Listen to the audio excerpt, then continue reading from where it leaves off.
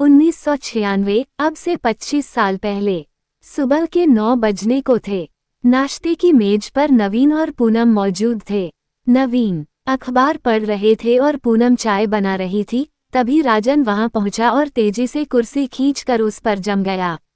Good morning mummy papa, राजन ने कहा। Good morning बेटा, पूनम ने मुस्कुराकर जवाब दिया और उसके लिए ब्रेड पर जैम लगाने लगी। मम्मी, सामने वाली कोठी में लोग आ गए क्या? अभी मैंने देखा कि लॉन में एक अंकल कुर्सी पर बैठे हैं। हाँ, कल ही वे लोग यहाँ आए हैं। 3 ही लोगों का परिवार है। माता, पिता और एक बेटी है, देविका नाम है उसका। कल जब सामने सामान उतर चुका था, तब मैं वहां जाने ही वाली थी उनसे चाय पानी पूछने के लिए कि तभी वह बच्ची देविका आ गई। वह पानी लेने आई थी। बड़ी प्यारी है, दिखने में बहुत सुंदर और बहुत मीठा बोलती है। उसने बताया कि वे लोग इंदौर से यहाँ शिफ्ट हुए हैं। ओके, अच्छा मम्मी मैं चलता हूँ। रितेश मेरा इंतजार कर रहा होगा। सेब खाता हुआ राजन लगभग वहां से भागा। अरे, नाश्ता तो ठीक से करता जा, पूनम ने पीछे से आवाज दी। उसने कभी सुनी है तुम्हारी कोई बात? उसके कानों तक पहुंचे तो बात ही क्या है, नवीन चाय का घूंट भरते हुए बोले। आप भी हमेशा उसके पीछे पड़े रहते हैं। यही तो उम्र है उसकी मौजमस्ती करने की। कॉलेज खत्म हुए साल भर हो चला है और कितनी मौज करेगा। रितेश को देखो, आनंद के साथ अब उसने उसका सारा काम संभाल लिया है। आपका बिजनेस कहीं भागा नहीं जा रहा है, राजन ने ही संभालना है। देख लेना, एक बार जिम्मेदारियों में रम गया तो फिर साथ बैठकर बात करने को भी तरस जाएंगे। चलो देखते हैं ऐसा कब होता है। और आज कहाँ गए हैं तुम्हारे साहबजादे? संडे है, बताया तो उसने कि रितेश के साथ गया है, पूनम बर्तन समेटते हुए बोली। रितेश राजन के घर से चंद ही घर छोड़कर रहता था। उनके माता पिता आनंद और लता और राजन के माता पिता नवीन और पूनम, सभी का आपस में अच्छा व्यवहार था। सालों पहले आनंद दिल्ली में नवीन के मोहल्ले में आए थे। रितेश के अलावा उनकी एक बेटी भी थी जिसका नाम अनु था। बचपन में ही रितेश की बुआ ने उसे गोद ले लिया था। हालांकि इस बात से कोई अनजान नहीं रहा कि असल में अनु आनंद बाबू की बिटिया है। बेऔलाद और विधवा सीमा ने अनु को सगी मां से ज्यादा चाहा। मध्यम वर्गीय परिवार था आनंद बाबू का, पर चूंकि अब उनके पास केवल रितेश ही था, इसलिए ठीक ठाक गुजारा हो जाता था सबका। तत्पश्चात पाक में त्योहारों में एक दूसरे से मिलने पर लता और पूनम की भी अच्छी बनने लगी। रितेश का दाखिला भी राजन के स्कूल में ही हो गया था। फिर तो पहले स्कूल फिर कॉलेज, दोनों की दोस्ती परवान चढ़ती ही गई। हालांकि दोनों काफी विपरीत प्रवृत्ति के थे। जहां रितेश कुछ गंभीर और अंतर्मुखी था, वहीं राजन मस्तमौला किस्म का था। जीवन यात्रा के सफर को हंसते गाते पार करना चाहता था। सभी से चुहलबाजी करना उसकी आदत में शुमार था। कुल मिलाकर अलग स्वभाव होने पर भी दोनों में गहरी छंती थी। रितेश के घर के बाहर राजन ने जोर जोर से हॉर्न बजाना शुरू कर दिया तो रितेश तेजी से सीढ़ियां उतरते हुए और लता को बाय करता हुआ बाहर की ओर लपका। अरे, अब बंद भी कर, पूरे मोहल्ले को घर से बाहर निकालना है क्या? अरे, ये तो मेरे दोस्त के लिए है, तू मेरा मैं तेरा, दुनिया से क्या लेना? राजन गुनगुनाते हुए बोला। रितेश उसे देखकर हंस पड़ा। और बता, जन्मदिन की तैयारियां कैसी चल रही हैं? वैसे ही जैसी हर साल होती है। पापा के दोस्त, मम्मी की सहेलियां, रिश्तेदार, पड़ोसी सभी होंगे, पर मेरी तरफ से बस एक ही बंदा है, जो पार्टी में ना हो तो पूरी पार्टी कैंसिल कर दूं। समझा कि अभी और समझाऊं? समझ गया यार, तेरा जन्मदिन हो और मैं ना आऊं, ऐसा कभी हो सकता है? अच्छा अभी ये तो बता कि हम जा कहाँ रहे हैं? इतनी देर से जन्मदिन की बात चल रही है तो क्या जन्मदिन का केक मैं नाइट सूट में काटूंगा? हम अपने लिए कपड़े खरीदने जा रहे हैं। पार्टी राजन के घर पर ही थी। घर का हाल रोशनी से नहा चुका था। मेहमानों की चहल पहल जारी थी। राजन और रितेश भी अपने अन्य दोस्तों के साथ मशगूल थे। तभी पूनम राजन के पास आई। चलो बेटा, केक नहीं काटना क्या? सब इंतजार कर रहे हैं। चलो मम्मी, केक भी तो इंतजार कर रहा होगा।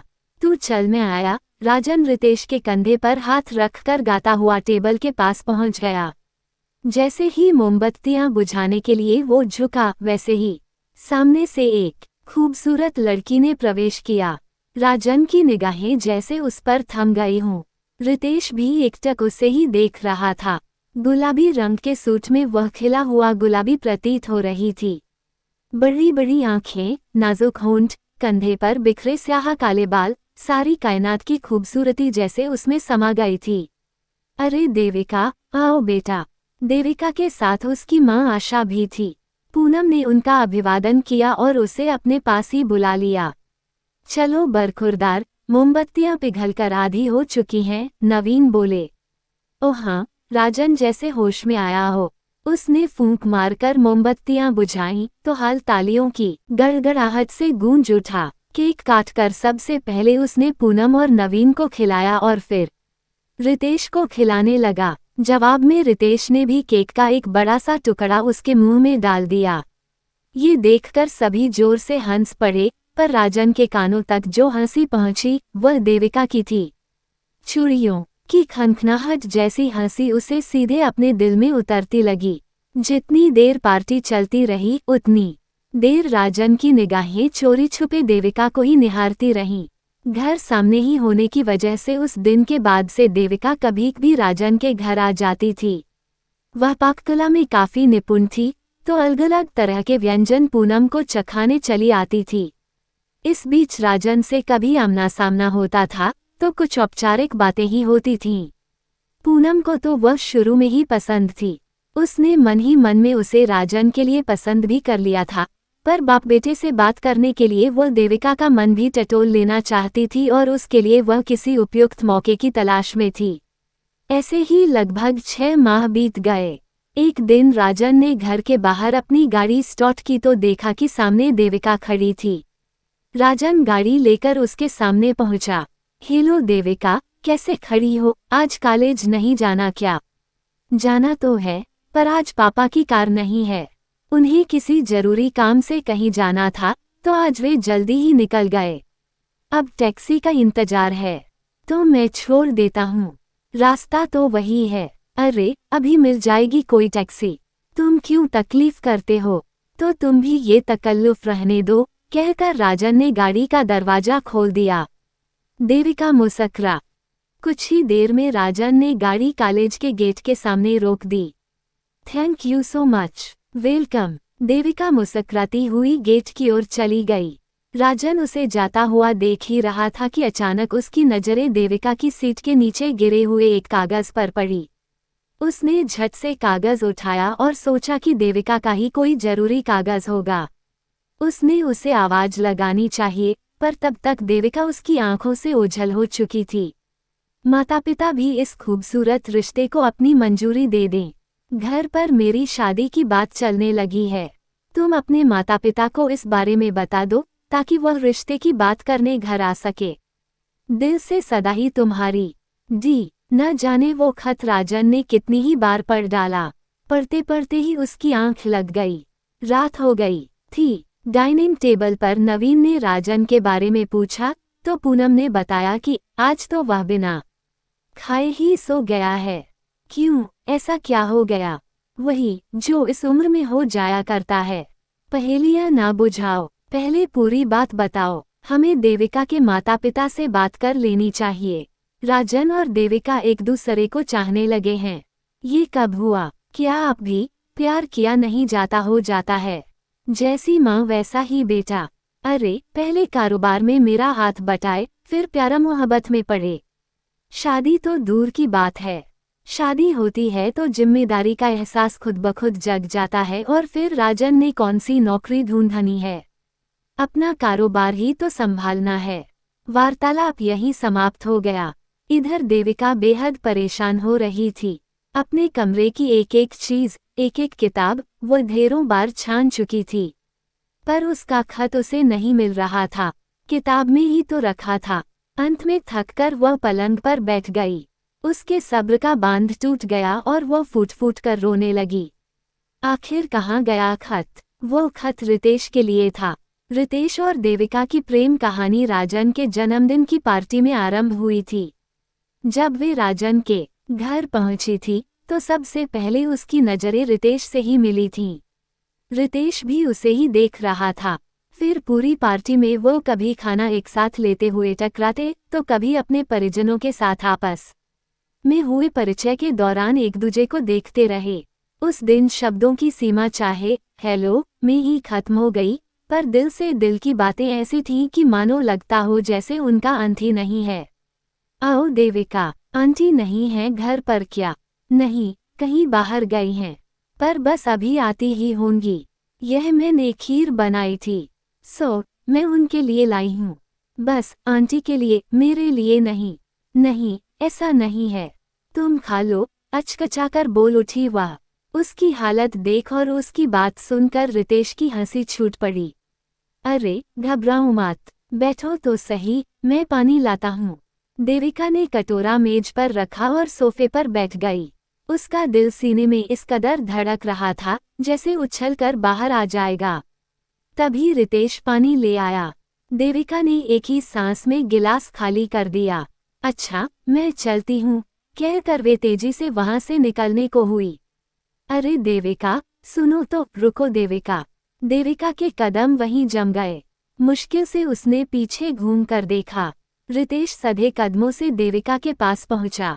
देविका की पलकें मानो टनों भरी हो उठीं।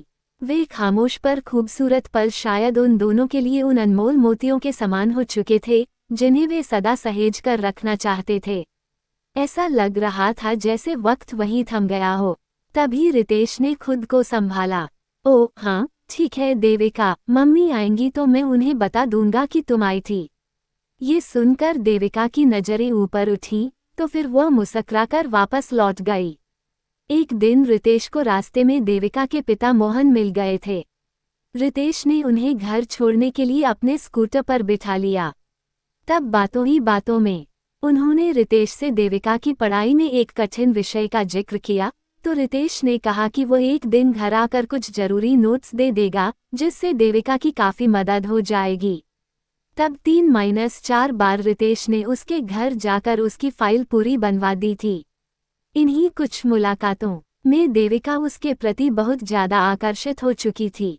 एक दिन उसने शरारत करते हुए रितेश की चाय में नमक मिला दिया। सोचा था कि गुस्सा करेगा, पर वह बिना शिकायत करे जब पूरी चाय पी गया तो देविका की आंखें भर आईं।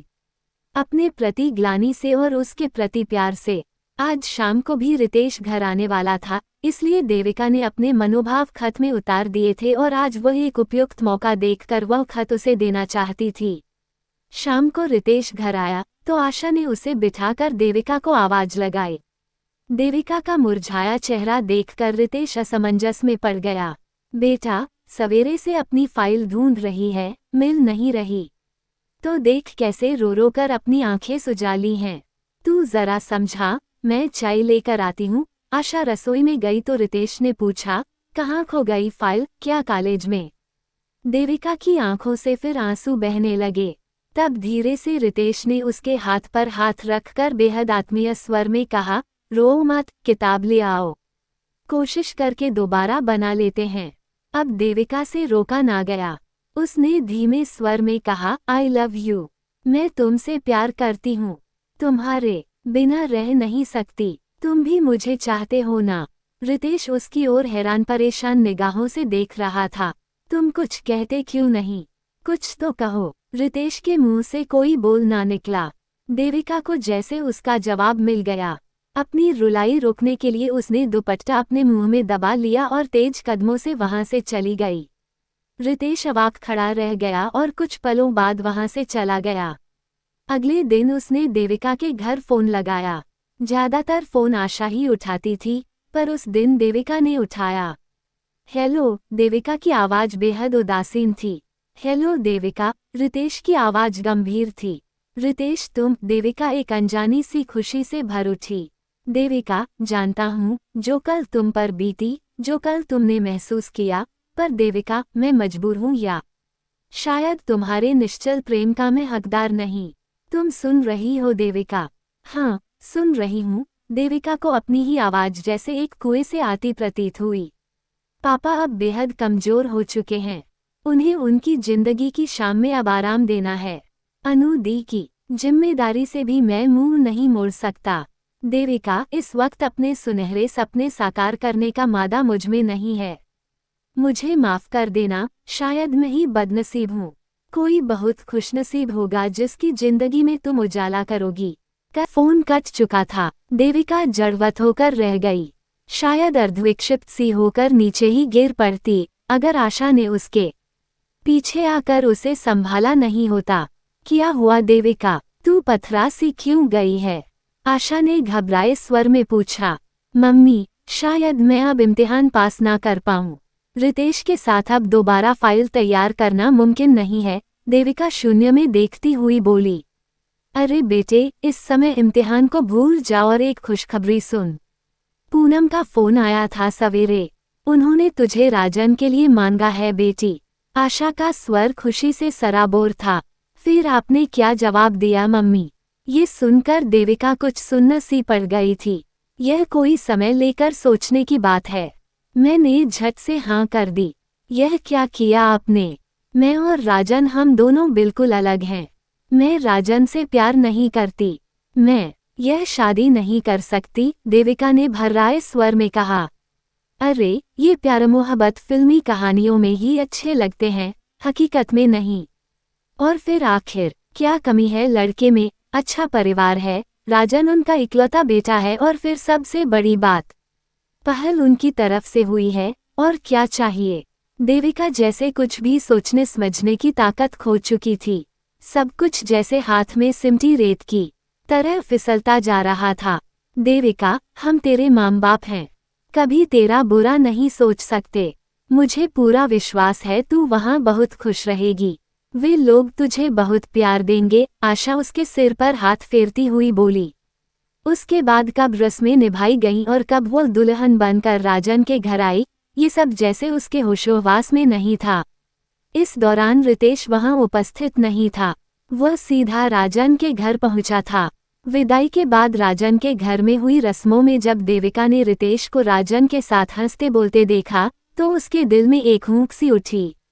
क्या कोई एहसास नहीं है इसे मेरी भावनाओं का, मेरे जज्बातों का? क्या कभी भी एक दिन के लिए, एक पल के लिए भी इसने मुझे नहीं चाहा? मैंने तो अपना सर्वस्व प्रेम इस पर अर्पित कर देना चाहा था, पर यह इस कदर निष्ठुर क्यों है? क्या मैं इसकी जिम्मेदारियां निभाने में सहभागी नहीं बन सकती थी? इसने मुझे इस काबिल भी नहीं समझा। उफ, अगर यह मेरे सामने रहा तो मैं पागल हो जाऊंगी, देविका और बर्दाश्त न कर सकी। संपूर्ण ब्रह्मांड जैसे उसे घूमता सा लग रहा था। अगले ही पल वह बेहोश हो चुकी थी। आंखें खुली तो एक सजेधजे कमरे में उसने खुद को पाया। वह उठी तो चूड़ियों और पायलों की आवाज से राजन भी जाग गया, जो उसके साथ ही अधलेटी अवस्था में था।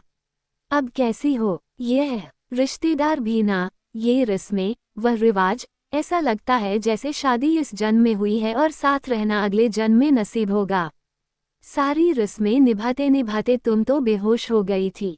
देविका बिल्कुल मौन थी। आराम से लेट जाओ, अभी सुबह होने में कुछ वक्त है। मैं लाइट बुझा देता हूँ, राजन ने प्यार से कहा और लाइट बंद कर कमरे से बाहर चला गया। सुबह तैयार होकर देविका सीधे पूनम के पास रसोई में पहुंची। कैसी हो तुम? रात को थकावट की वजह से तुम्हारी तबीयत ही बिगड़ गई थी, पूनम ने लाड से कहा। जी, अब ठीक हूँ, देविका ने धीमे से जवाब दिया। आप ये रहने दीजिए, मैं करती हूँ। अभी तो नाश्ता टेबल पर लग चुका है, तो अब बस ये चाय की ट्रे ले चलो। चाय लेकर देविका टेबल पर पहुंची। नवीन और राजन वहां बैठे थे। देविका ने नवीन के पैर छुए तो नवीन ने उसके सिर पर हाथ फेर दिया और मुस्कुराते हुए पूनम से बोले, बस उलझा दिया बहू को पहले ही दिन रसोई में। सास का रोल अच्छे से निभा रही हो। अरे, ऐसा नहीं है, बहू नहीं, ये तो बेटी है मेरी, पूनम ने मुस्कुराते हुए कहा। देविका, ये सब कहने की बातें हैं। अच्छा सुनो, अब सबसे पहले अपने इम्तिहान की तैयारी करना। मैं तो चाहता था शादी परीक्षा होने के बाद ही हो, पर यह माँ बेटी की जोड़ी कहाँ मानने वाली थी। भला? नवीन सहज भाव से बोले। जी पापा। देविका हल्के से मुस्कुरा के रह गई। देविका ने पूरा ध्यान पढ़ाई में लगा दिया था। इम्तिहान भी हो गए और देविका अच्छे नंबरों से पास भी हो गई। तब नवीन और पूनम ने उन दोनों के बाहर जाने का प्रोग्राम बना दिया। ऊटी की मनमोहक वादियों में भी जब देविका का चेहरा ना खिला तो शाम को राजन ने उससे पूछ ही लिया, देविका, क्या बात है? तुम शादी के बाद इतनी चुप चुप क्यों रहती हो? क्या तुम्हें मुझसे कोई शिकायत है? राजन ने भोलेपन से पूछा। ये सुनकर देविका कुछ पल उसे देखती रही।